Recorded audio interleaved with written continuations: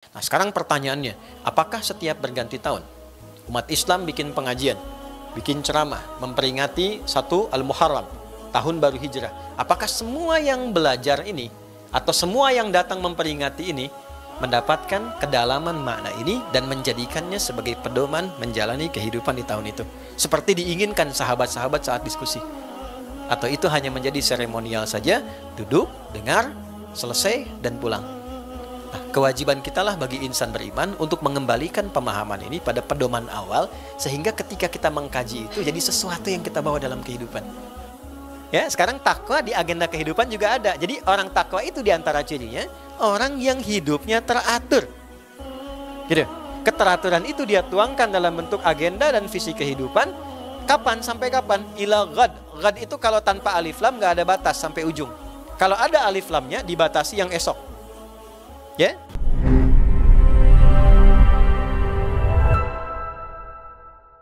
Assalamualaikum warahmatullahi wabarakatuh. Alhamdulillah wassalatu wassalamu ala Rasulillah nabiyyina wa sayyidina Muhammad ibn Abdullah wa ala alihi wa sahbihi wa man walah wa ba'd. Kita mengawali kajian ini dengan memuji dan bersyukur pada Allah Subhanahu wa taala yang masih memberikan kesempatan kita untuk berkehidupan di saat sebagian mungkin kolega, saudara, saudari kita ada yang telah mendahului kita. Kita doakan semoga yang telah mendahului kita diberikan rahmat Allah Subhanahu wa taala, diberikan kasih, sayang dan cahaya di alam kuburnya. Alhamdulillah di antara sekian yang masih berkehidupan, kita diberikan kekuatan hari ini dengan tetap beriman. Dan itu tidak mudah. Nikmat beriman tidak bisa dibeli dengan apapun. Adalah hidayah termahal yang berupa anugerah yang perlu dijaga. Dan di antara sekian hamba Allah yang beriman itu, kita yang punya kesempatan untuk menguatkan keimanan kita dengan belajar di rumah Quran Musawarah ini. Dan ayat tentang kajian dibuka dengan iman. Kalau kita baca di surah Al-Mujadalah misalnya, di ayat yang ke-11, Allah jelas mengawali ayatnya dengan kalimat iman. Ya ayyuhalladzina amanu, idza qila lakum tafassahu fil majalis. Hai semua orang yang beriman. Teman-teman ada rumus begini. Jadi kalau di Al-Quran dibuka ayat dengan kata iman, maka yang pertama, informasi yang disampaikan setelah kata iman itu, maka menjadi parameter atau ukuran tingkat keimanan pemiliknya. Semakin bersemangat menunaikan, ini pertanda imannya sedang baik atau sedang ingin dikuatkan oleh Allah. Ya. Nah, tapi kalau misalnya ada rasa malas, turun semangat, ini menunjukkan ada kondisi iman yang lemah yang perlu diantisipasi. Kata iman pertama di dalam Al-Quran dibuka di Al-Baqarah ayat ketiga. Alladzina yu'minuna bil ghaib wa yuqimunas shalah. Iman disandingkan dengan salat. Maka salat menjadi parameter ukuran tingkat kekuatan iman. Kalau kita sedang semangat salat, artinya kondisi iman sedang baik. Kalau ada rasa malas atau lemah dalam semangat menunaikan salat, artinya ada langkah yang harus diantisipasi karena kondisi iman sedang melemah. Sisi lain, ada kondisi orang yang mungkin merasa sedang lemah iman, tapi terbawa beramal soleh. Nah ini artinya anugerah Allah yang diberikan kepada hambanya untuk mengantarkan ia pada posisi iman yang terkuatnya. Bahasa gampangnya, Allah sedang kasih dia rasa sayang dan rahmatnya untuk menaikkan level imannya menjadi lebih kuat dari sebelumnya. Biasanya kalau Allah inginkan itu, maka di Al-Quran dibuka dengan kalimat Ya ayyuhalladzina amanu. Kurang lebih sebanyak 89 kali disebutkan kata Ya ayyuhalladzina amanu. Semuanya di awal ayat kecuali satu ayat saja, yaitu di surah Al-Ahzab di ayat yang ke-56. Ya, innallaha wa malaikatahu yusalluna 'alan nabi ya ayyuhalladzina amanu sallu 'alaihi wa sallimu taslima. Nah, kenapa salawat pada nabi ditempatkan urutannya di akhir? Setelah Allah, kemudian malaikat, baru kemudian kita orang beriman. Ada dua makna. Satu, menunjukkan pentingnya salawat, bahwa Allah pun memberikan rahmatnya berupa salawat. Artinya, kasih sayang Allah. Malaikat menyampaikan rahmatnya, rahmat malaikat berupa salawat. Artinya pujian dari malaikat akan keistimewaan Nabi Muhammad. Maka diurutkan dari Allah, malaikat saja bersalawat. Masa kita tidak bersalawat? Tapi salawatnya Allah, salawatnya malaikat, salawatnya kita beda. Kalau kita minta syafaat Nabi, dan berharap mampu meneladani kebaikan Nabi. Jadi orang yang rajin salawat, Allahumma salli ala sayyidina Muhammad, Allahumma salli ala sayyidina Muhammad, nanti diberikan cahaya pada jiwanya, sehingga ada keinginan besar meneladani kebaikan Nabi. Jalan pengen kayak Nabi, makan pengen kayak Nabi, hidup pengen kayak Nabi. Nah itu keutamaan salawat. Di akhirat berpeluang mendapatkan syafaat. Diletakkan di akhir untuk menunjukkan salawat tidak ada batasnya. Baik ya, mau di awal, mau di akhir, semua adalah bagian-bagian yang baik untuk dikerjakan. Ayat tentang ta'lim, pengajian seperti ini, itu dibuka dengan kata iman. Ya ayyuhalladzina amanu, idza qila lakum tafassahu fil majalis. Hei orang-orang beriman, jika di-share kepadamu tentang informasi pengajian di majlis. Oke, teman-teman, izin sebentar ya. Tempat ngajinya itu disebut majlis. Sehingga kita sering dengar majlis ta'lim kan? Majlis ilmu. Apa artinya majlis? Tempat menuntut ilmu. Apa artinya tempat menuntut ilmu? Majlis. Ya. Oke. Majlis asal katanya dari kata jalasa. Jalasa. Jalasa itu artinya berpindah dari tempat yang rendah ke tinggi. Sering diartikan duduk. Duduk itu ada dua. Ada qa'ada, qaf, ain, dal. Qa'ada, ada jalasa. Kalau qa'ada, itu berpindah dari tinggi ke rendah. Saya berdiri, gini. Lalu saya duduk. Berdiri itu tinggi, berpindah ke rendah. Ini qa'ada namanya.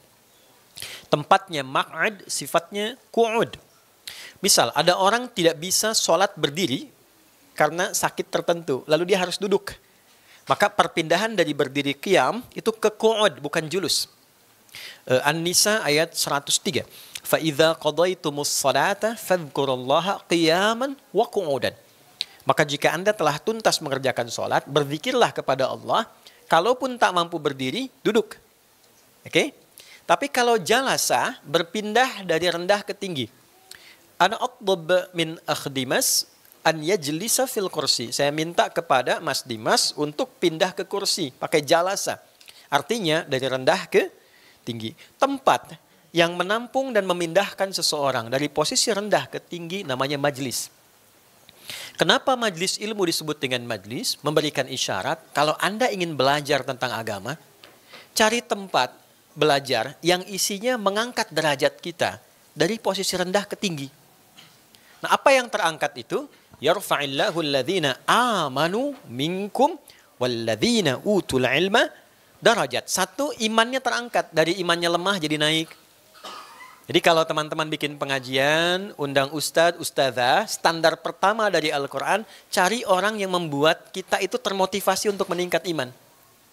Makanya tadi saya katakan, orang yang datang ke pengajian, jangan samaratakan standar imannya. Mungkin ada yang sedang lemah, pengen charge lagi. Ada yang merasa kuat, ingin dipertahankan. Ada yang sekedar ingin tahu, gitu kan. Beda-beda standar imannya.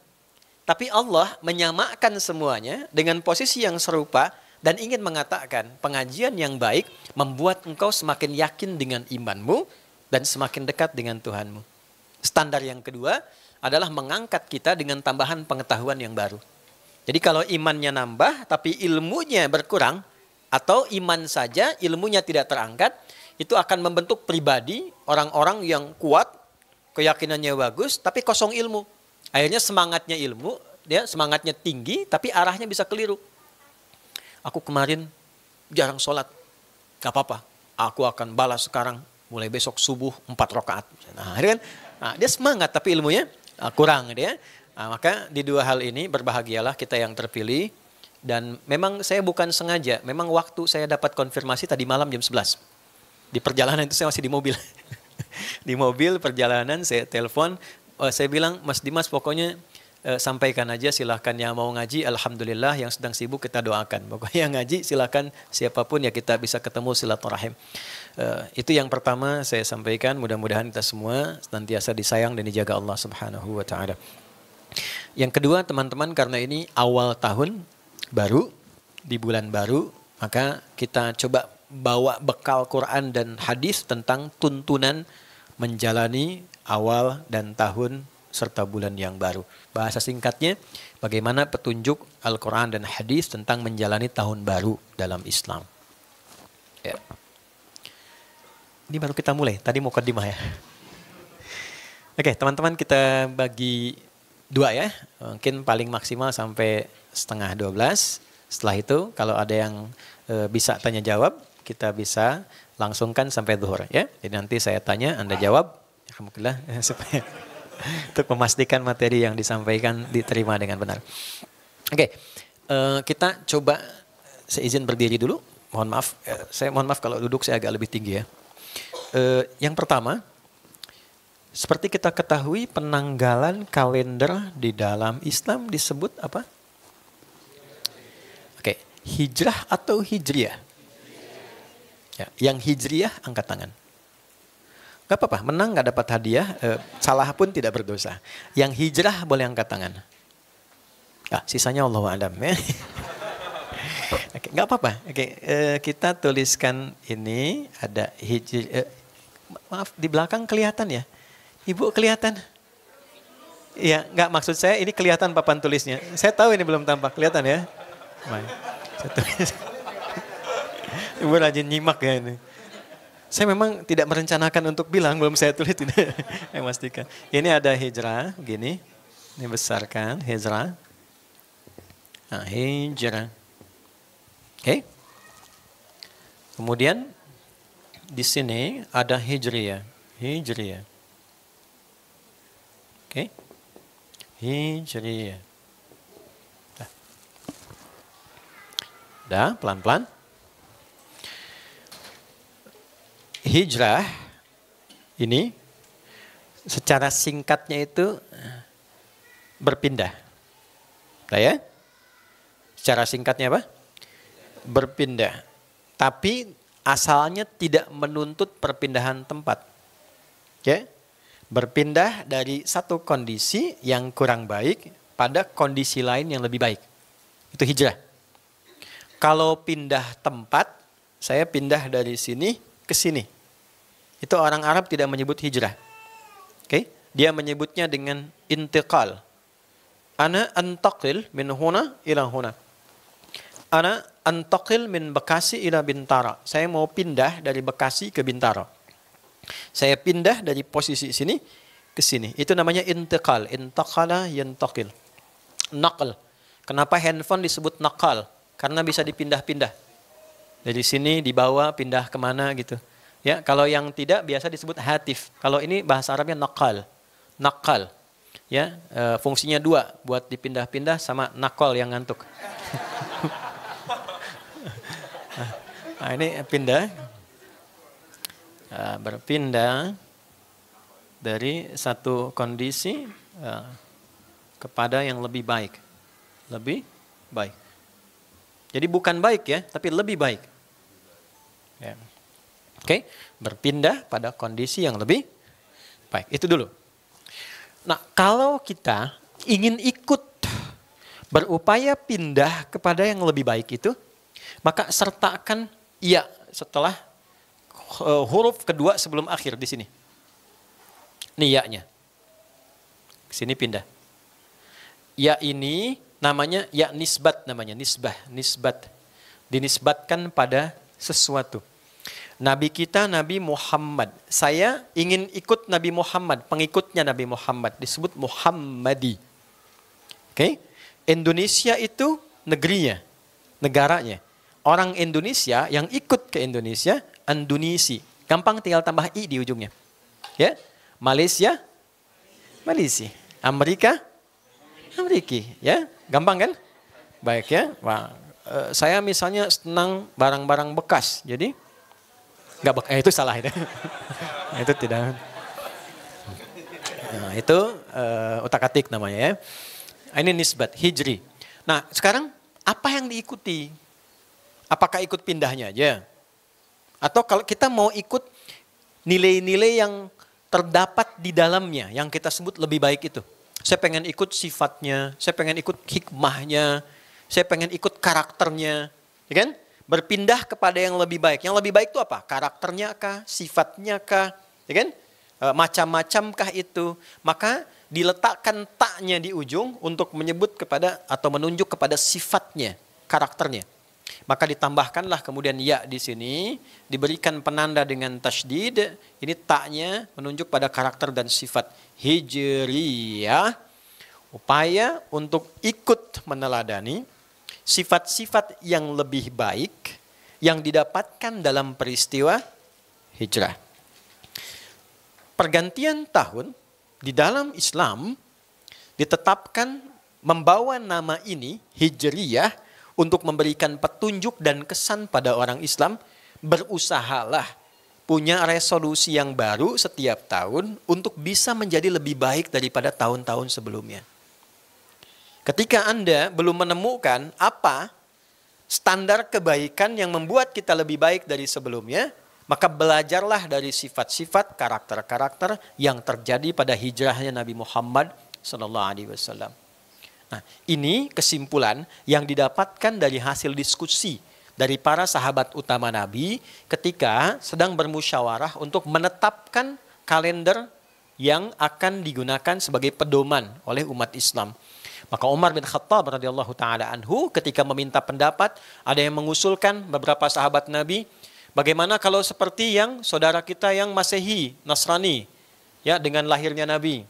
Ada yang mengusulkan bagaimana kalau ditetapkan dengan waktu wafatnya Nabi. Kan? Tanggal dengan kalender dengan mengacu pada kematiannya atau wafatnya Nabi Muhammad sallallahu alaihi wasallam. Maka argumentasi ini dimusyawarahkan. Ini terbiasa, ya. Sahabat Nabi itu sudah terbiasa, wa amruhum syura bainahum, ya. Jadi musyawarah itu sudah ada di zaman Nabi dan ada ayat turun, wa amruhum syura bainahum, tapi pakai sin besar, bukan pakai sin kecil. Kalau sin kecil musyawarah jadinya. Ya, muda, sakinah, mawaddah dan rahmah. Nah, ini mereka dialog untuk mendapatkan satu kesimpulan, tapi hebatnya gini, setiap orang itu punya argumen, punya solusi.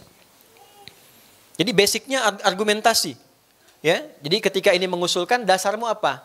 Nanti didiskusikan dan singkatnya adalah yang terkuat dipandang paling baik alasannya, yaitu ide yang diusulkan dalam perspektif sahabat Ali bin Abi Thalib.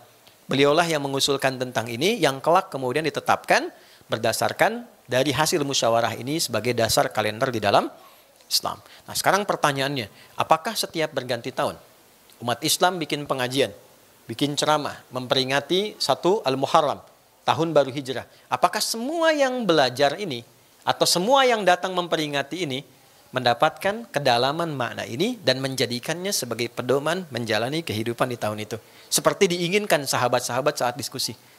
Atau itu hanya menjadi seremonial saja, duduk, dengar, selesai, dan pulang? Nah, kewajiban kita lah bagi insan beriman untuk mengembalikan pemahaman ini pada pedoman awal, sehingga ketika kita mengkaji itu jadi sesuatu yang kita bawa dalam kehidupan. Nah, inilah yang kita coba bahas di pertemuan siang hari ini, walaupun sebentar, tapi nanti ada makna yang kita bawa. Jelas insya Allah? Nah, karena sudah jelas, mari kita akhiri pertemuan kita. Baik, kita masuk pada intinya. Nah, kalau sudah paham, kita keluarkan materinya. Bismillah. Kita mulai yang pertama. Teman-teman kalau mau tulis boleh. Kalau mau disimak juga dilihat lagi nanti boleh. Membahas hijrah, nanti ada 3 pendekatan. Oke? 1, pendekatan dalil. Dari Al-Quran dan hadis. Ya. 2, ada pendekatan historis, sejarah. Sudah? Ini biasanya babnya di sirah. Sirah itu ya sejarah. Ya. Oke, sering nanti ada penceramah yang bahasnya tentang bagaimana Nabi hijrah kan. Ya kan? Dari mulai berangkat di tengah-tengah ke Gua Thur dan sebagainya. Yang ketiga, ada pendekatannya pendekatan kontemplatif, jadi sifatnya evaluasi, muhasabah. Pernah dengar nggak atau menyimak nggak? Kadang akhir tahun ada muhasabah, duduk gitu kan? Nah ini pendekatan yang ketiga, sifatnya kontemplatif atau tahannus. Nah, nanti isinya muhasabah. Ini berdalil juga, bukan tanpa dalil. Oke. Nah, sekarang kita coba gabungkan ketiganya dalam durasi yang singkat. Teman-teman, yang pertama, basic tentang Hijriyah ini kita keluarkan di ayat dulu, Al-Quran. Untuk ayatnya 1, Quran surah ke-9, At-Taubah, ayat 36. 2, saya ambil 3 aja ya, mempersingkat. Quran surah 59, ayat 18. Kemudian yang ketiga, Quran surah 94. Nah ini karena singkat padat, saya tidak sebutkan ayatnya supaya nanti dibaca dari awal sampai akhir. Gampang, ini termasuk surah favorit di bawah An-Nas lah. Ya, ini Al-Insyirah, Alam Nashrah laka sadrak. Ujungnya fa'idha faraghta fansab. Oke. Hadisnya. Hadisnya karena durasi kita ambil satu hadis saja. Hadis. Tapi kita ambil 2 kitab sahih ya. Al-Bukhari nomor hadis yang 10. Kemudian di Sahih Muslim nomor hadis ke-40. Kalau nanti kitabnya beda, ada ikhtisar, coba lihat rawinya namanya Abdullah bin Amr ibn al-As. Ibnu Amr bin As. Abdullah bin Amr bin As. Yang ini nanti kita turunkan. Sudah? Baik, kita mulai ya. Yang pertama Quran surah Quran surah 9 At-Taubah. Bismillahirrahmanirrahim. Inna iddatash syuhuri 'indallahi 12 syahran fi kitabillah. Yauma khalaqas samawati wal arda minha arba'atun hurum. Dzalika ad-dinul qayyim fala tadhlimu fihinna anfusakum. Ada ayatnya? Oke. Sampai di situ dulu. Yuk kita mulai pelan-pelan baca, terjemahkan, pahami dengan tafsir. Inna, saya terjemahkan dengan kaidah bahasa Arab ya. Nanti supaya adik-adik santri nanti bisa belajar. Jadi kalau kalian belajar nahwu itu ada huruf namanya an-nawasib. Ya, inna harfu nasbin wa taukidin tansibul isma wa tarfa'ul khabara mabniyun 'alal fathi la mahalla lahu minal i'rabi. Oke.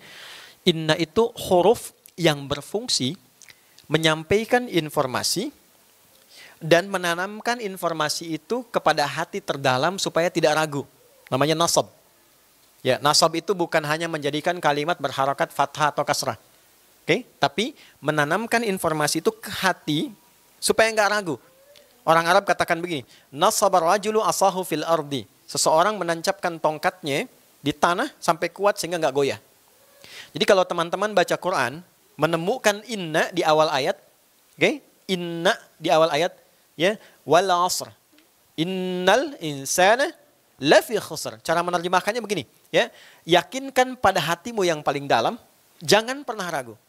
Innal insana, bahwa manusia dengan segala kesibukannya itu lafi khusr, berpotensi akan rugi. Ya, kapan ia rugi?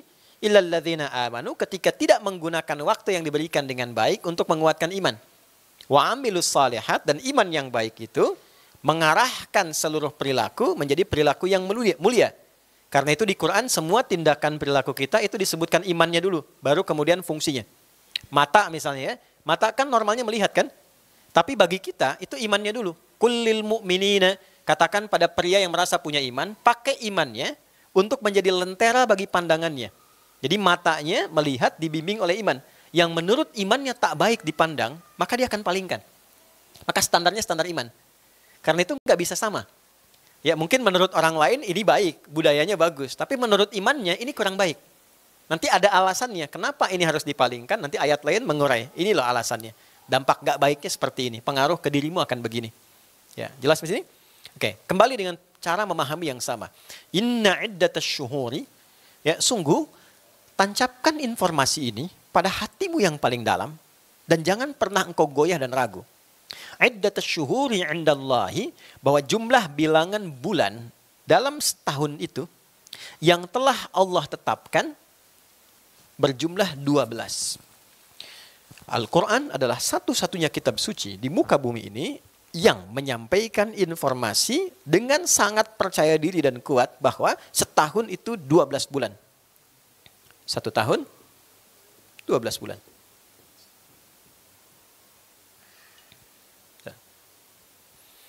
Dulu pernah ada dari kalangan Romawi ingin membuat satu sistem menggunakan tambahan 13 bulan dan tidak berhasil, nggak seimbang.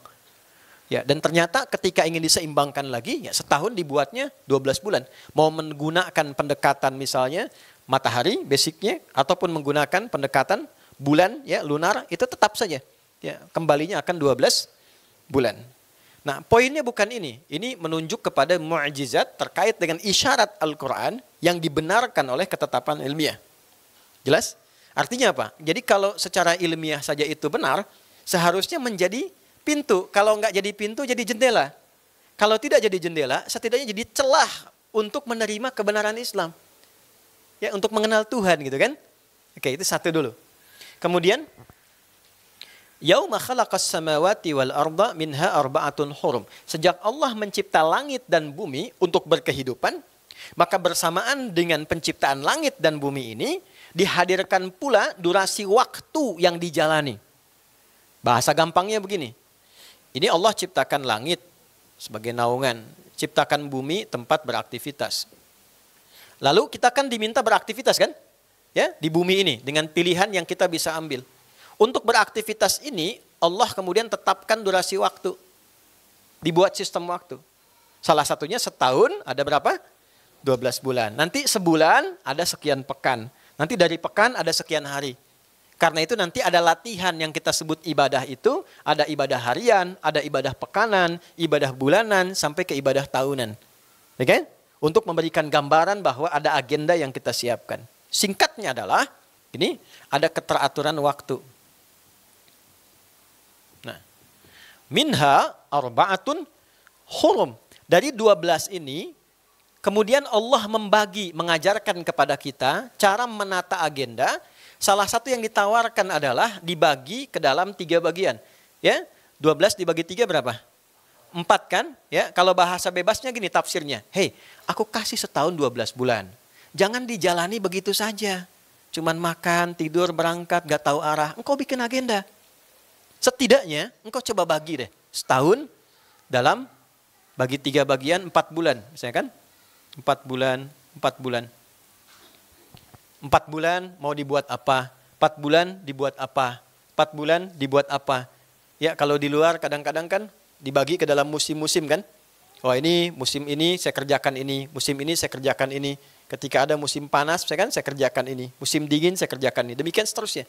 Secara singkatnya, ayat ini ingin mengajarkan kepada kita, hendaklah manusia punya keteraturan agenda yang ia siapkan. Minimal punya visi hidup dalam setahun itu mau ngerjakan apa. Paham di sini? Ya, kalau belum, Allah ajarkan. Ya, aku saja tetapkan yang 4 itu sebagai bulan evaluasi. Arba'atun hurum. 4 bulan aku tetapkan sebagai bulan terhormat untuk evaluasi. 4 bulan itu yang dimaksudkan 3 berurutan. Dzulqa'dah bulan 11, Dzulhijjah bulan 12, sekarang bulan pertama Al-Muharram, dan Rajab bulan yang ke-7. Rajabun mudhar baina Jumada wa Sya'ban. Jadi 4 bulan. Ya, maksudnya apa? 4 bulan beraktivitas, 4 bulan menikmati hasil aktivitas, 4 bulan evaluasi. Jadi kalau kita bisa bagi seperti itu, teman-teman sekalian, nanti polanya bisa kita terapkan dalam harian. 24 jam misalnya dibagi lagi. Dibagi 4 jadi 6 misalnya kan? 6 jam gunakan apa? 6 jam gunakan apa? Intinya adalah buat hidup ini teratur dengan agenda hidup. Nih. Bikin agenda yang teratur. Supaya terencana. Ada nggak kitab suci di muka bumi ini yang mengarahkan kita supaya teratur dalam hidup dengan membuat agenda yang terukur? Nah, Quran mengajarkan itu. Ya, Jadi aku ciptakan langit dan bumi, kemudian engkau beraktivitas, aku ciptakan langit teratur, bumi teratur, engkau pun yang hidup harus teratur. Gampangnya begitu. Jangan sampai langitnya teratur, buminya teratur, manusianya tidak teratur. Maka diberikanlah kemudian waktu dengan bagian-bagian yang diberikan petunjuk supaya kita bisa menjalani kehidupan dengan teratur. Paham sampai sini? Oke. Maka diberikanlah kemudian dari agenda ini petunjuk-petunjuk untuk beraktivitas. 1. Agenda yang dibuat minimal setahun kita bagi itu dipandu oleh Al-Quran harus membawa manfaat di setiap tempat yang akan kita pijak. Jadi jangan sampai begini, kita bikin kegiatan, tapi kegiatan yang kita lakukan tidak ada manfaatnya untuk kehidupan kita. Ya, Anda kerja kan dapat sesuatu, dibawa ke rumah supaya makannya terpenuhi, hidupnya nyaman gitu kan, ada manfaatnya kan. Nah sekarang pertanyaan dasarnya, tinggalnya di dunia saja atau ada tempat lain yang akan kita tinggali? Nah, jujur ya, jujur nih. Kita di mana sekarang? Bukan, kita di rumah Quran Musyawarah, ini bagian dunia. Dunia. Dunia tempat tinggal bukan? Bukan. Dunia tempat meninggal. Bukan tempat tinggal. Karena kita akan tinggalkan kan? Ya, kalau tinggal kan abadi sifatnya kan? Artinya sementara kan? Ya, meninggal dunia. Artinya kita tinggalkan kan? Tapi kita ada di dunia ini. Otomatis kita bikin kegiatan supaya kehidupan dunia nyaman kan? Enak ya, baik ya. Dalam bahasa Arabnya hasanah namanya. Makanya kita sering berdoa, Rabbana atina fid dunya hasanah. Clear? Nah pertanyaannya, apakah tinggal di dunia saja? Tidak. Kan tiap hari kita ditampakkan, dengar berita. Ada yang telah meninggalkan kita, meninggal dunia. Tadi saya baru lewat Tanah Kusir. Itu kan? Ada makam di dalamnya dan seterusnya. Artinya apa? Satu saat kita juga akan mengalami peristiwa yang sama, meninggalkan dunia ini. Ketika meninggalkan dunia, lawannya menuju tempat baru kan? Oke? Meninggalkan dunia kan pertanyaan selanjutnya kemana? Artinya menuju tempat yang baru. Pertanyaannya kemana setelah meninggal dunia? Bersyukurnya kita orang Islam, itu kalimatnya lengkap, informasinya lengkap, di Quran itu lengkap. Anda silahkan temukan, ada nggak satu buku, ya, bahkan yang disucikan, yang menerangkan kepada kita tentang kehidupan dengan lengkap. Di dunia begini, yang dijalani begini, dari lahir sampai nanti meninggalkan dunia, pergi ke tempat namanya kubur, pembatasnya barzah, kehidupannya begini. Anda nggak akan temukan. Cuma di Al-Quran. Ya, artinya kalau nggak Anda temukan, nggak ada manusia yang bisa bikin itu. Kalau di Al-Quran ada, artinya Quran bukan produk manusia. Jelas ya? Nah sekarang dari dunia pindah ke waiting room dulu ya, di alam kubur. Ya, pembatasnya disebut barzah, baru kemudian di akhir tempat yang tidak ada tempat lagi. Akhir tempat yang tidak ada ujungnya, itu akhirat namanya. Sudah di situ terakhir. Ya, oke. Dzalikal jidar akhir makan wal had fi hadhil qa'ah. Tembok itu batas akhir di ruangan ini. Tapi di luar itu masih ada ruang. Akhir namanya. Tapi kalau saya katakan akhirat, itu ujung sesuatu yang tidak ada ruang setelahnya. Jelas? Nah Allah membuat untuk kita, kalau Allah nggak ada batas kan? Ya bagi makhluk, Allah buat satu tempat yang tidak ada setelah itu tempat lagi. Itu dinamakan akhirat. Jadi dunia, kubur, akhirnya apa? Akhirat. Dan tempatnya cuma dua yang dihuni, satu transit. Ya, dua yang dihuni itu yang pertama yang diharapkan surga. Yang kedua yang kita tidak inginkan neraka. Tempat transitnya antara surga dengan neraka namanya A'raf. Bukit tinggi, pertengahan surga dengan neraka. Yang terlihat yang di surga sehingga pengen cepat ke situ. Terdengar jeritan neraka dan takut kemudian mendengar atau bahkan masuk ke situ. Ini tiga ini. Ini ujungnya. Nah artinya apa? Nah, tolong fokus di sini ya, karena ini sesuatu yang mungkin jarang diungkap. Teman-teman, untuk dunia saja kita menyiapkan agenda loh. Oke? Sekarang kan teman-teman punya kegiatan. Jam sekian di mana, sekarang ada di sini, nanti malam kemana gitu kan. Dan itu dilakukan karena Anda merasa mendapatkan manfaat dari situ. Kalau teman-teman tidak melihat ada kebutuhan manfaat berada di sini, kenapa Anda harus ke sini? Dan kalau Anda tidak melihat bahwa ada kebaikan ke tempat yang dituju setelah dari sini, Anda nggak akan ke sana. Ya, kita mengagendakan sesuatu karena kita merasakan ada kebaikan yang kita dapatkan, kan? Nah, sekarang ditanya balik oleh Quran. Ketika Anda merencanakan dunia sedemikian detil sampai sekolah, itu kan? Dari awal kan kita sekolah tuh, dari TK, setelah itu S semua kan? SD, SMP, SMA, S1, S2, S3 kan? Sampai dingin, ya kan? Jadi, semua itu apa ujungnya? Supaya kita mendapatkan ketertiban untuk bisa menata agenda kehidupan dan meraih kenyamanan dan kemapanan seperti yang kita harapkan. Oke? Itu dunia. Pertanyaannya, setelah meninggalkan dunia, apakah kita berpikir dan merencanakan yang serupa seperti halnya kita rencanakan di sini? Nah, bahasa dalamnya begini kata Quran, kamu kok sibuk di dunia begitu detil, nanti kalau meninggalkan dunia, di sini udah siap belum? Afala ya'lamu idza bu'thira ma fil qubur? Apakah sudah sadar kalau nanti bangkit di dalam kuburnya, bekalnya apa? Tuh.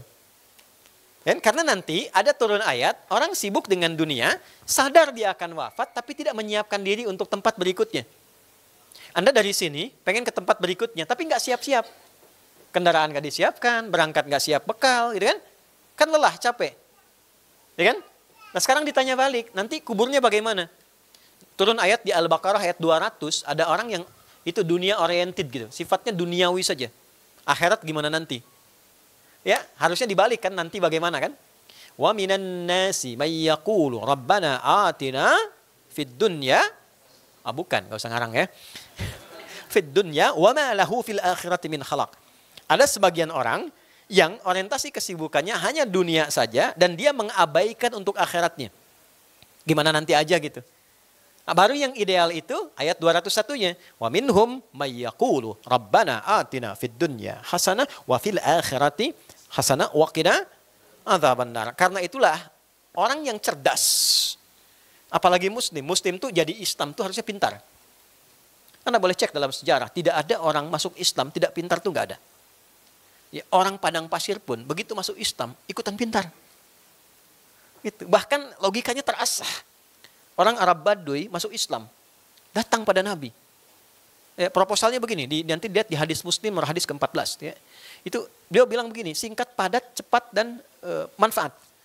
Ya Rasulullah, tolong ajarkan saya ajaran Islam yang simpel aja, yang sederhana, yang gampang, tapi bisa masuk surga. Pintar gak? Ya, dia gunakan prinsip ekonomi yang sangat maksimal kan? Dengan modal yang secukupnya, keuntungan sebanyak-banyaknya kan? Oke? Ya, nggak usah berbelit ya. Pokoknya simple aja, yang penting ke surga. Maka apa jawab Nabi? Ya, ketika dia mengatakan kama qala dullana ala amalin yudkhilunil jannah. Ya, ajarkan aku amalan ringkas tapi bisa ke surga. Kata Nabi, ya cukuplah engkau kerjakan yang fardu. Salat fardu aja, nggak perlu salat sunnah. Fardu selama hidupnya. Ya, 24, 4, 3, 4. 2 subuh, 4 duhur, 4 asar, 3 maghrib, 4 isya. Itu aja, nggak perlu salat sunnah. Kecuali kalau pengen nambah, naik di level yang standar. Terus Anda kalau zakat aja, nggak perlu infak. Yang fardu aja. Nah, nafkah ada yang fardu, kerjakan. Yang sunnah, nggak perlu. Kecuali kalau pengen nambah. Tapi jaga diri dari maksiat. Oke, karena modalnya pas-pasan. Supaya tidak terkurangi. Jaga diri dari maksiat. Nah, kemudian apa komennya? Oke Nabi, saya konsisten. Fantalak kok, dia pergi aja. Itu orang Badui itu unik tuh ya. Dia pergi aja. Ya, maka kata Nabi apa komennya? Ya, Anda boleh like dan subscribe ya ketika Nabi komen ini. Kata Nabi, dakhalal jannata in sadaqa au aflaha in sadaqa. Dia berpotensi ke surga kalau komitmen. Oke? Dia selama hidupnya cuma fardu, salat fardu, zakat kalau punya, kalau enggak kan enggak berlaku hukumnya. Ya kan? Tapi dia katakan saya jaga diri dari maksiat. Di mana titik kejeniusannya? Karena dia sadar dia tinggal di padang pasir. Dia sudah ukur. Kebayang nggak? Saya kalau mau tahajud malam, angin kencang, tenda terbang. Gak mungkin saya tahajud. Ya kan? Gimana mau puasa sunnah? Untuk sehari-hari aja, nyari untuk makanan tidak mudah. Dan dia sudah lihat untuk maksiat di padang pasir, apa yang mau dilihat? Sinyal mati. Tuh kan? Lihat unta buka aurat, ya memang begitu hewan. Gitu kan? Jadi gak ada potensi yang lain. Akhirnya apa? Potensi terjaga amalnya itu bisa maksimal. Itu yang saya maksudkan, orang masuk Islam itu pasti pintar. Nggak ada sejarahnya masuk Islam nggak pintar, itu nggak ada. Jadi kalau masuk Islam kurang pintar, itu ada yang perlu disempurnakan keislamannya. Itu ya, teman-teman ya. Jadi motivasi itu. Karena semua ayat itu berbicara tentang kepintaran. Anda temukan satu-satunya ya di dalam ketentuan agama, cari di mana ada orang baru bangun tidur diminta pintar. Itu keren banget. Cuma di Islam. Baru bangun tidur sudah diminta pintar. Baru bangun tidur. Itu ada di Abu Daud nomor hadis 1367 dari Ibnu Abbas radhiyallahu taala anhuma. Kana an-nabiyyu sallallahu alaihi wasallam idza istayqadha min naumihi fajalasa wa masaha bi yadihi min athari naumi faqara Ali Imran khawatim Ali Imran. Adalah kebiasaan Nabi sallallahu alaihi wasallam saat bangun tidur beliau duduk dulu. Duduk supaya darahnya mengalir dengan baik. Kan? Itu sunnah, ada pahalanya, ada manfaatnya. Wa masaha bi yadihi min athari naumi, kemudian beliau menghapuskan dulu rasa kantuknya dengan bagian tangan yang bersih. Karena nanti ada hadis lain. Jika engkau bangun dari tidur, cucilah dulu tanganmu karena engkau tak sadar kemana tangan itu berkelana saat tidur. Okay? Nah ini duga tangan yang bersih, bersihkan ngantuk. Jadi bukan langsung alhamdulillahilladzi ahyana ba'da ma amatana, tidak. Itu dibacakan dalam keadaan sadar. Teman-teman boleh lihat tuntunan-tuntunan doa itu, tuntunannya dibaca dalam keadaan sadar, bukan nggak sadar. Jadi bangun tidur itu diminta sadar dulu. Sehingga jangan sampai Anda bangun jam 3, alhamdulillahilladzi ahyana ba'da ma amatana. Begitu amat kan panjang, ngantuk lagi kan? Sadar jam 6. Ya kan? Nah, diminta sadar dulu. Dalam kesadaran itulah dia merenung, lalu dipandu membacakan 11 ayat terakhir Ali Imran. 11 ayat terakhir itu rencana kehidupan sampai akhirat. Inna fi khalqis samawati wal ardi wa ikhtilafil laili wan nahari la ayatil liulil albab. Baru bangun tidur sudah diminta jadi ulul albab. Ulul albab itu tingkat kepintaran tertinggi bagi seorang manusia. Asalnya dari lub yang paham esensi sesuatu. Jadi ada kayak kelapa ya. Pernah lihat buah kelapa nggak? Kan ya? Kelapa itu kan ada kulit luarnya ya. Terus ada batoknya, dalamnya daging. Terus ada dalamnya yang paling enak lagi yang lembut kan? Nah yang enak yang lembut tuh lub namanya. Lub. Itu yang paling enaknya. Jadi ada orang yang kalau misalnya belajar, dia baru level kulit. Harus diterangin sampai 3 paragraf baru mengerti. Ya? Ada yang disebutkan 2 kalimat, dia paham. 2 kalimat, 3 kalimat paham. Nah, itu batoknya. Ya? Ada baru diungkap, 3 kalimat dia mengerti. Oh, ke sini arahnya. Itu dagingnya. Tapi ada orang yang baru ngelihat, baru disebutkan A, dia sudah mengerti. Oh, ini yang akan dibahas ke sini. Itu lub namanya. Orang Islam baru bangun tidur, sudah diminta menjadi pribadi yang paham esensi kehidupan. Apa yang mau saya kerjakan hari ini? Itu baru kulit luar. Tapi ketika Anda bisa mengatakan, saya punya kebutuhan hari ini, dari kebutuhan ini saya petakan agendanya begini, saya dapatkan ini, saya gunakan waktunya begini, itulah ulul albab. Alladzina yadhkuruna Allaha qiyaman wa qu'udan wa 'ala junubihim wa yatafakkaruna fi khalqis samawati wal ard. Dia padukan zikir dengan fikir. Jadi teman-teman, Islam memandu kita dalam setiap kegiatan harus ada agenda yang terukur. Dan ukuran itu jangan hanya dicukupkan ke dunia, karena kita akan meninggalkan dunia. Ya, usahakan sekali mendayung, 2-3 objek terlampaui. Kita mengerjakan kegiatan, ada benefit dunia, alam kubur dan akhiratnya. Maka turunlah Quran surah 59 ayat 18. Ya ayyuhalladzina amanuttaqullaha wal tanzur nafsum ma qaddamat lighad. Hei orang-orang beriman, yang tidak beriman tidak hai. Ittaqullah, yuk tingkatkan takwamu sama Allah. Cara meningkatkan takwa itu ternyata salah satunya menyusun agenda hidup. Jadi takwa itu bukan perkara Anda ke masjid, tidak ke masjid. Jamaah, tidak jamaah. Takwa itu banyak. Takwa di rumah tangga ada. Takwa di kampus, di sekolah ada. Ya, sekarang takwa di agenda kehidupan juga ada. Jadi orang takwa itu diantara cirinya, orang yang hidupnya teratur. Gitu. Keteraturan itu dia tuangkan dalam bentuk agenda dan visi kehidupan. Kapan sampai kapan? Ila ghad. Ghad itu kalau tanpa alif lam nggak ada batas sampai ujung. Kalau ada alif lamnya dibatasi yang esok. Ya? Wal tanzur nafsum ma qaddamat li ghad. Siapkan dirimu untuk buat agenda demi kehidupanmu sampai akhiratmu, sampai sini. Oke? Nah, sekarang dalam setahun itu coba dicek ya. Setahun kemarin lah 1446 atau 446. Setahun lah, kurang lebih selama setahun. Kegiatannya lebih banyak dunianya apa akhiratnya? Itu dulu. Kalau Anda lebih banyak dunianya, keliru. Kalau Anda dominan akhiratnya, keliru juga. Karena dalam Islam ada keseimbangan dunia dan akhiratnya. Porsi dunia itu dikerjakan, porsi akhirat itu diraih. Wala tansa nasibaka minad dunya. Jelas sampai sini? Jangan sampai engkau mengejar akhirat, lalu engkau meninggalkan duniamu. Tiba-tiba ibu pengen hijrah, terus teman-teman berangkat ke gunung aja. Masuk gua, di situ nggak keluar-keluar zikir gitu kan. Nah itu pun dipandang tidak tepat. Ya, wabtaghi fima atakallahu daral akhirah. Silakan cari keutamaan akhirat. Tapi dalam saat yang sama, wala tansa nasibaka minad dunya. Engkau jangan abaikan profesi duniamu. Nah lalu dibuatlah kemudian indahnya di Quran ini. Dibuatlah kemudian ketertiban. Gimana caranya ngerjain dunia, akhirat dapat. Ya, mengerjakan dunia dalam saat yang bersamaan ada akhiratnya. Itu yang indah. Terus diminta disusun supaya hatinya lapang. Maka turunlah surat tentang kelapangan di ayat 3, Quran surah 94 itu. Alam nashrah laka sadrak wa wada'na anka wizrak alladhi anqadha dhahrak. Kalau engkau bisa punya agenda, itu membuat dirimu lebih lapang. Jelas dalam menunaikan aktivitas. Bukankah aku sudah lapangkan keadaan hatimu? Itu kan yang membuat beban-beban itu terasa ringan.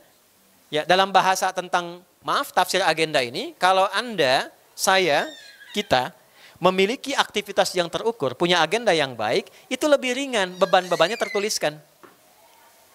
Ya, coba kalau punya masalah tulis deh. Di catatan Anda yang bisa dihapus, bisa dibakar. Bukan di status yang bisa dibaca oleh orang banyak. Gak nyangka ya dia jadi begitu. Nyangka itu. Ya. Orang yang bilang gak nyangka dia sedang nyangka. Ya, boleh curhat tuh yang paling enak boleh. Silakan sama Allah bisa. Tuliskan supaya ringan. Setelah itu selesai. Itu ada di Quran. Ada curhat dengan bahasa sama Allah saat sujud. Ada di surat Yusuf tuh ayat 86. Innama ashku bathi wa huzni ilallah. Nah, selebihnya adalah orang-orang yang merumuskan agendanya teratur dengan baik, maka orang itu cenderung lebih lapang, lebih tenang. Maka bagaimana caranya? Dia akan terangkat. Wa rafa'na laka dzikrak. Engkau dulu terangkat, kenapa sulit dengan beban sekarang?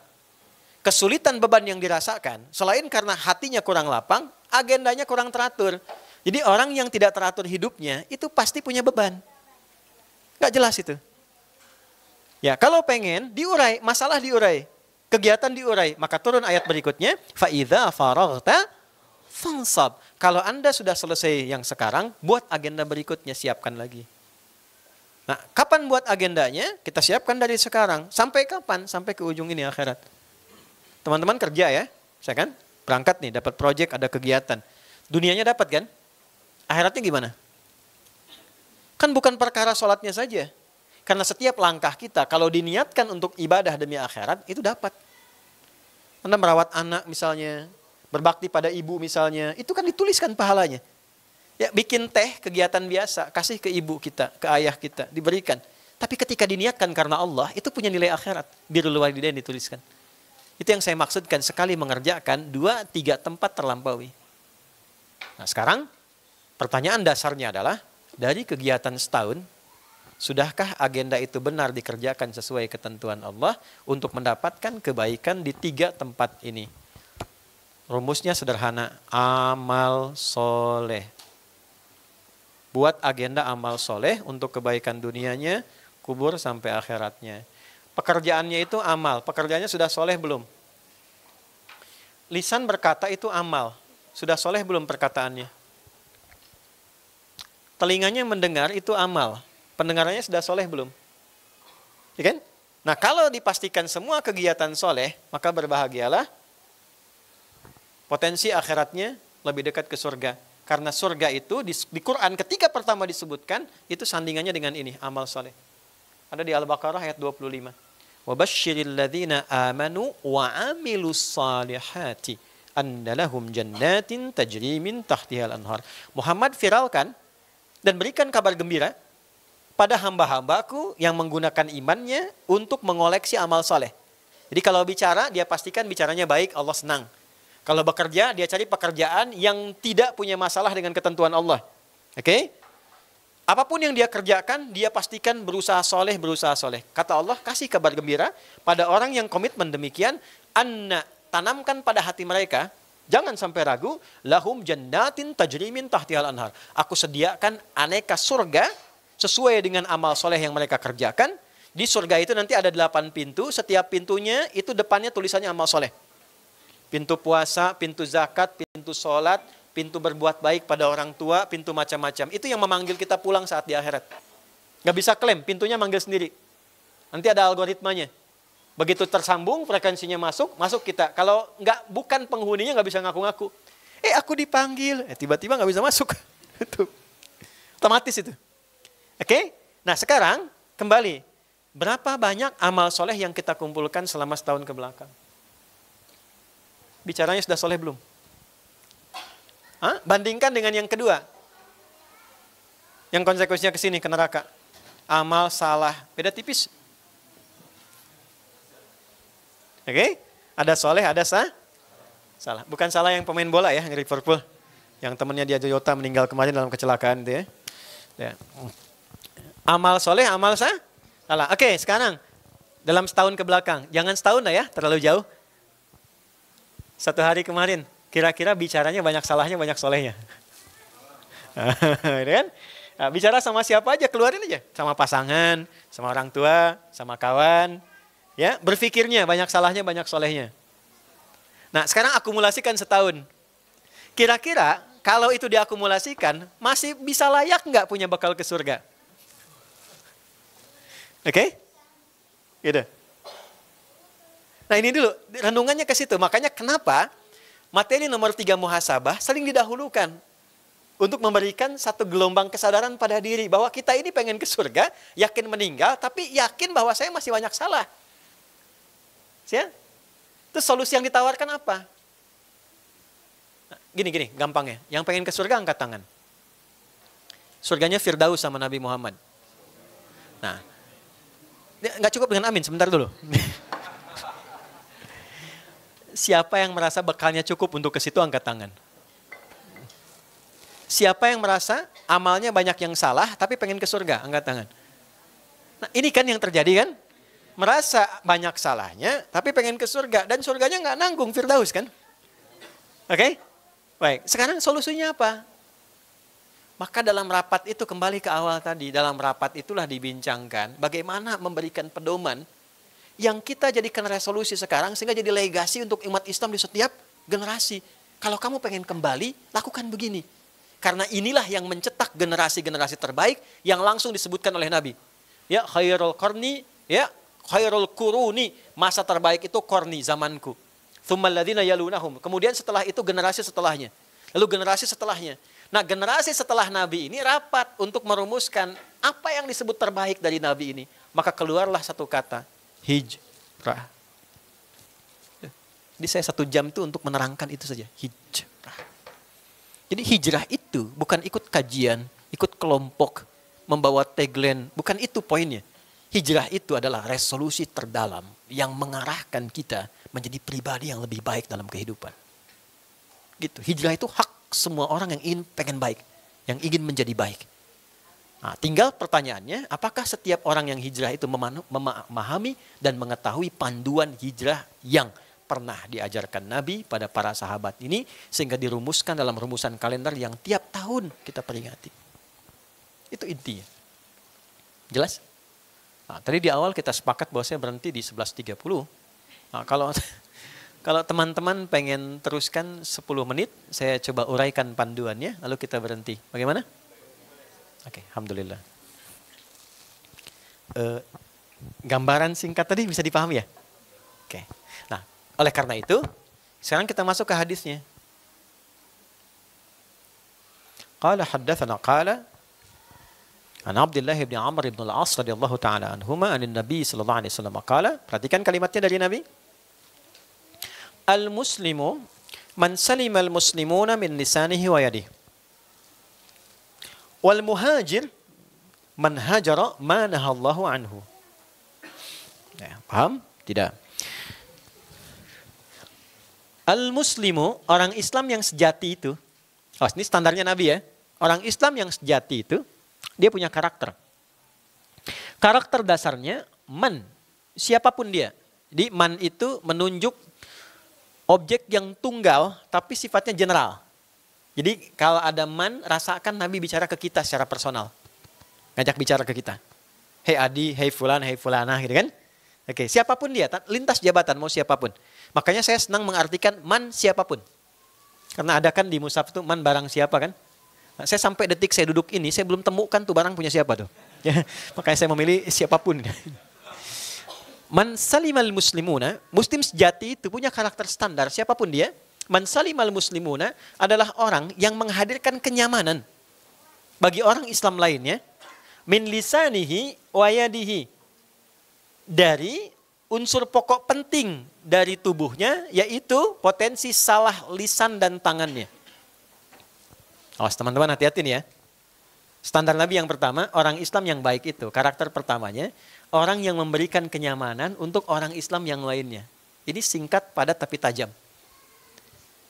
Ayo, coba lihat hubungan dengan kawan-kawan kita yang muslim dulu. Jangan-jangan sama yang non-muslim baik, sama umat Islam sendiri saling bermusuhan. Hah? Masa karena beda pengajian jadi tidak berkawan? Hah? Beda ustadz, beda ustadzah jadi tidak berkawan. Berarti melanggar hadis. Terus yang dipelajari apa? Katanya belajar Quran, belajar hadis, belajar sunnah, belajar qiraat. Hah? Cek dulu. Maka kita kalau belajar dengan benar dan sejati, terlepas dari suasana yang ada, kita menghadirkan ketenangan. Berbeda itu nggak ada masalah.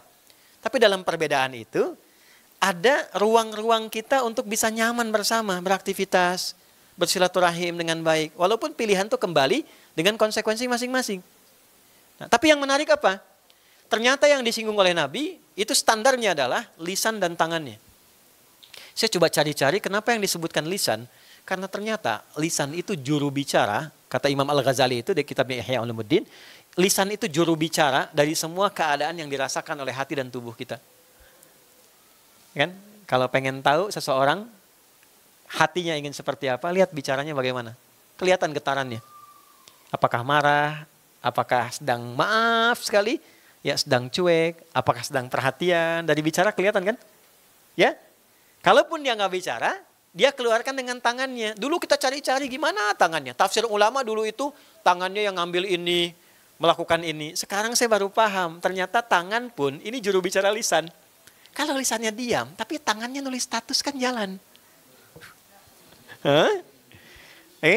Makanya kenapa wudu, dalam wudu di Quran surah 5 ayat 6, itu kan basuh tangan tuh dari sini ke sini.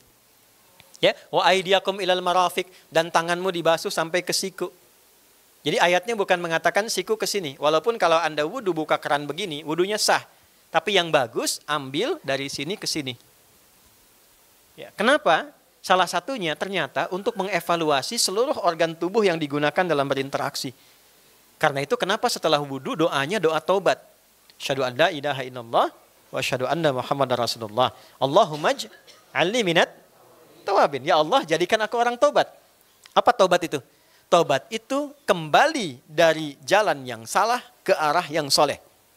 Jadi kita sambil wudu itu mengoreksi bagian tubuh supaya benar fungsinya. Makanya di hadis Muslim, kalau orang benar wudunya, bersamaan dengan jatuhnya tetesan air, jatuh pula potensi dosanya. Kenapa dibasuh dari sini? Saya baru mengerti. Karena yang banyak digunakan itu ini. Ibu, teman-teman yang perempuan kalau bikin status kan nggak begini. Begini kan? Oke?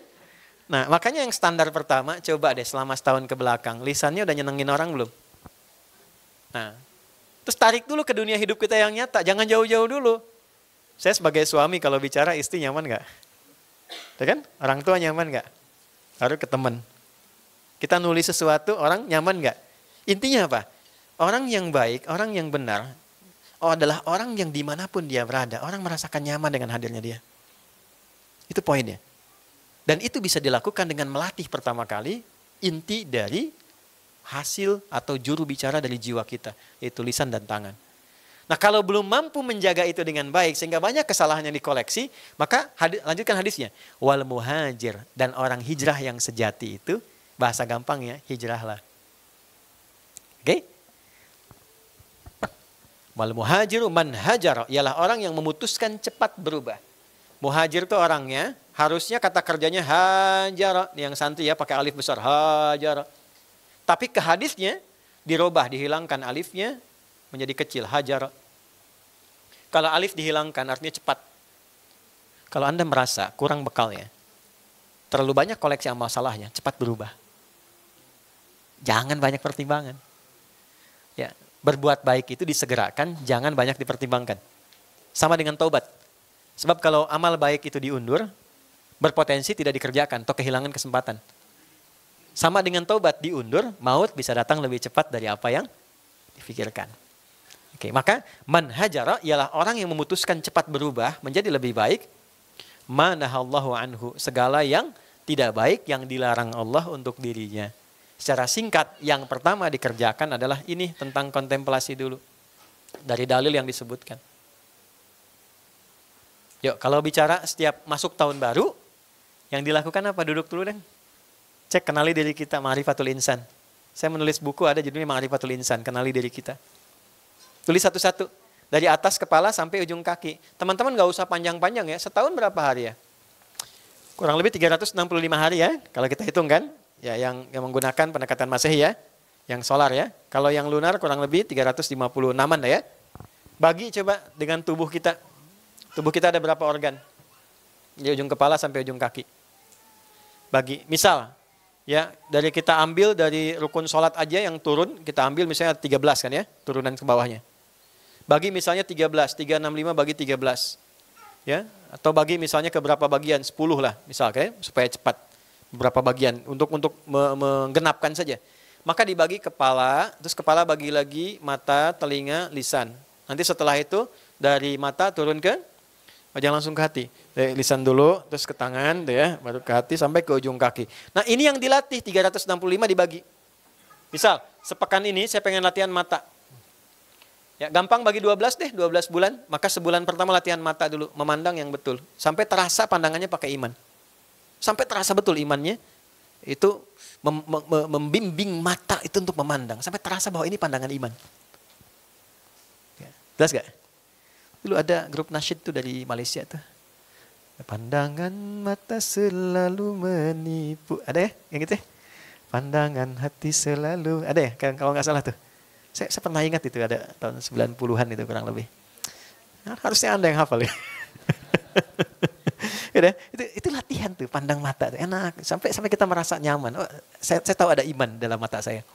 Nah, dari mata nanti baru turunkan ke telinga dulu, tengah-tengah. Latihan bulan depannya telinga.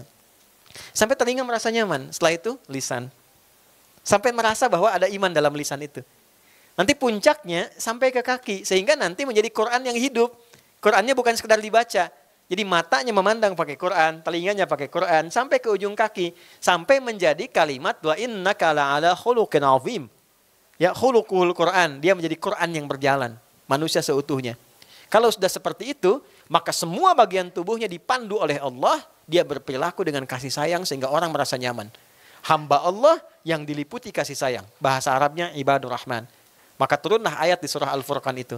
Wa ibadur rahmanil ladzina yamshuna 'alal ardi hauna wa idza khatabahumul jahiluna qalu salama. Hamba Allah kalau sudah punya sifat rahman itu indah.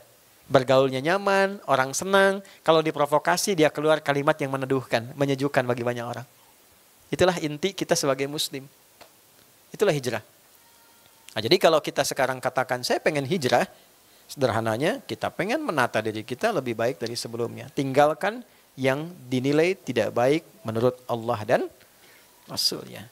Pada akhirnya, kita akan meninggalkan dunia. Jadi kalau Anda masih merasa bahwa demi dunia saya mengerjakan itu, maka diingatkan Anda meninggal.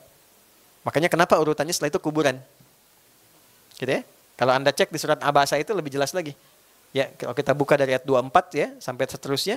Thumma amatahu fa'akbara. Sesibuk apapun Anda, pada akhirnya Anda wafat. Kalau dibuka dari ayat 17, Qutilal insanu ma'akfara. Duhai, sibuk banget sih ini. Ya, yang merasa sibuk sampai jauh meninggalkan perintah Allah. Ma'akfara, kenapa engkau begitu menyelisihi apa yang Allah telah tetapkan? Karena kesibukanmu. Bahasa gampangnya gini, sibuk apa sih sampai lupa ibadah? Kan? Min ayyi syai'in khalaqah. Sebetulnya kamu dicipta dari apa? Kamu tuh kecil. Naik gunung aja kerasa kecilnya kok. Di alam semesta kerasa kecilnya. Ya?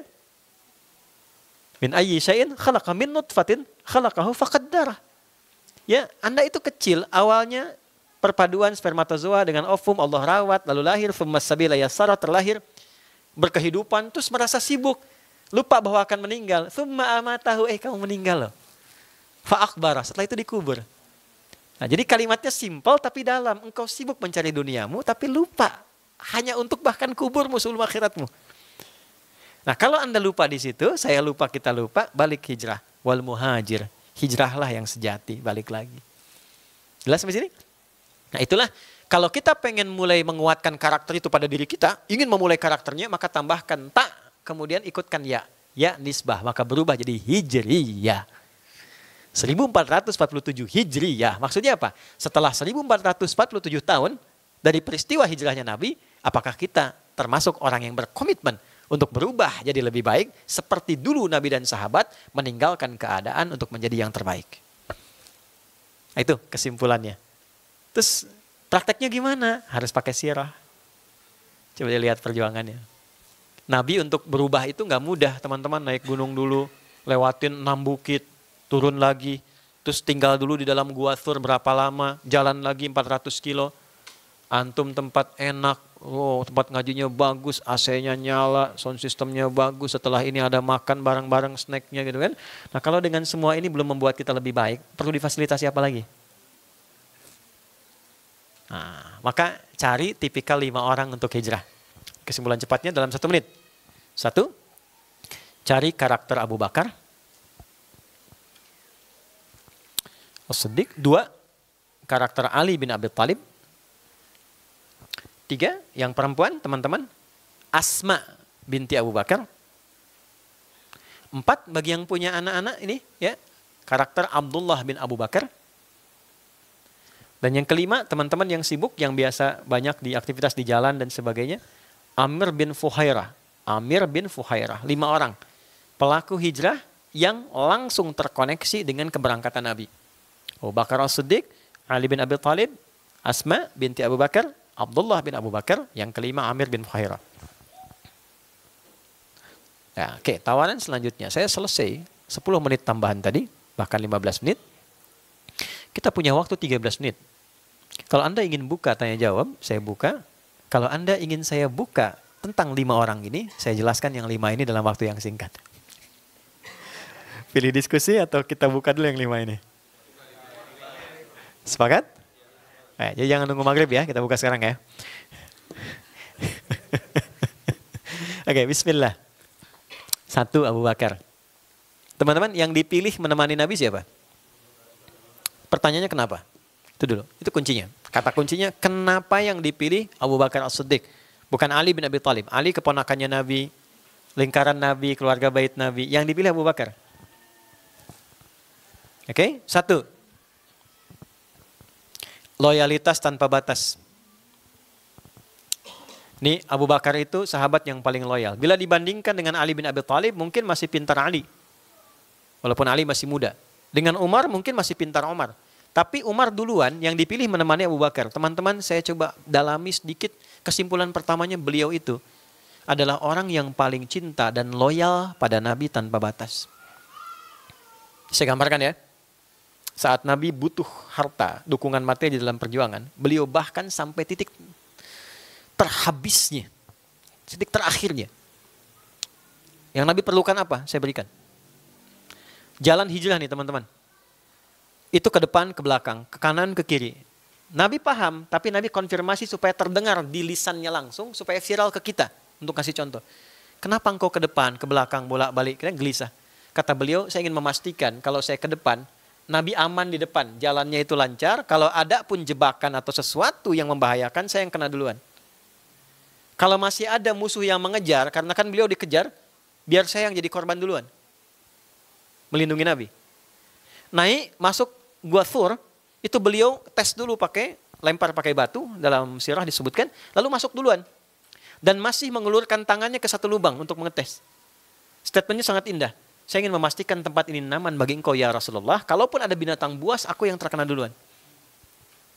Ketika pemuda-pemuda 100 orang itu menguasai wilayah itu sampai naik ke atas, beliau yang menangis duluan. Bukan karena dirinya, karena khawatir Nabi ditemukan. Sampai Nabi mengeluarkan kalimat di surat At-Taubah, melegenda itu jadi buku, bahkan Dr. Aid Al-Qarni menulis buku La Tahzan, kan? Dari kalimat itu, La Tahzan innallaha ma'ana. Nah, yang terbaik adalah jika Anda ingin berhijrah, temukan teman yang mencintai Anda dan loyal bersama Anda dalam suka dan duka. Teman hidup dulu bawa di rumah. Selama ini menemani hanya untuk berumah tangga atau benar-benar saling mencintai dalam suka dan duka, itu lihat. Bisa kelihatan. Ya, sebentar ya. Ada masalah ngeluh, Den. Nuntutnya banyak tapi nggak ngasih solusi, hijrah. Kan berpartner. Sama-sama. Oke? Ke orang tua, kerabat, cari teman yang baik.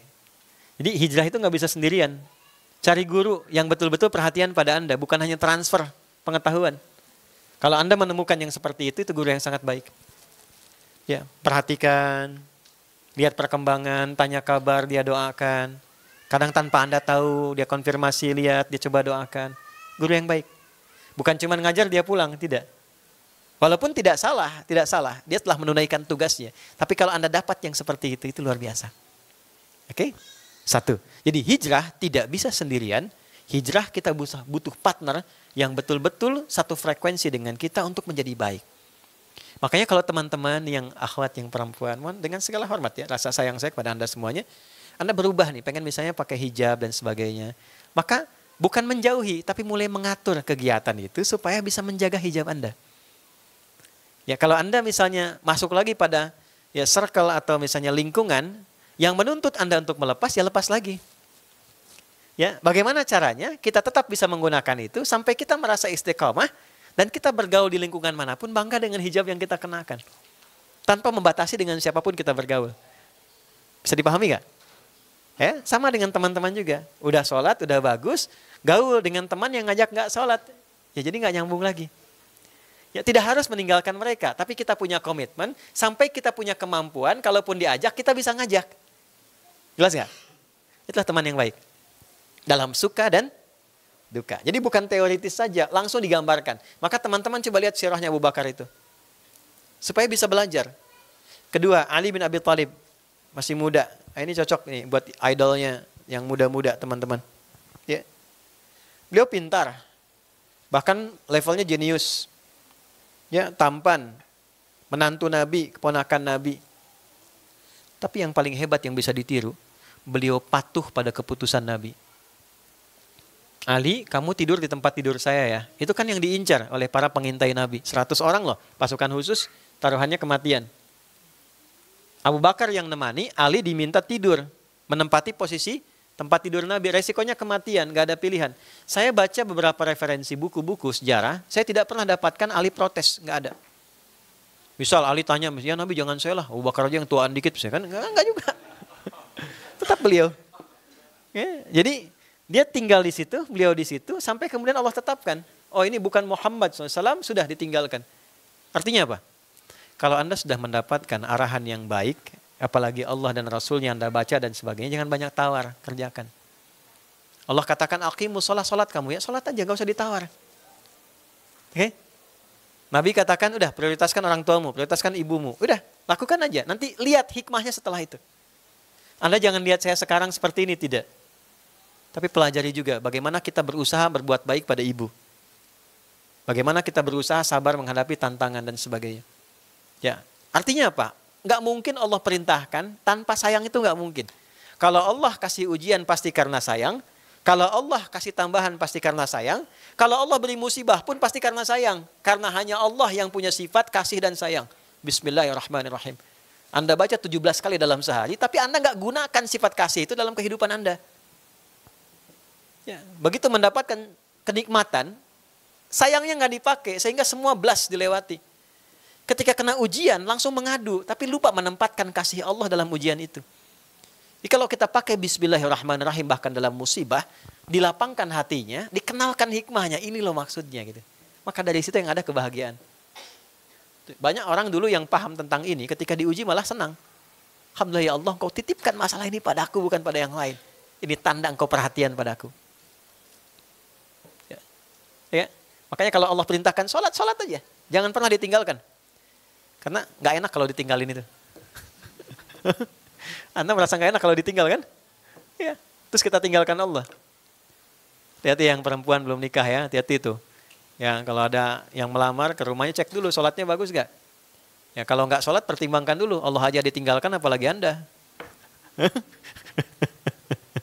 Jelas ya teman-teman? Oke, Asma itu luar biasa.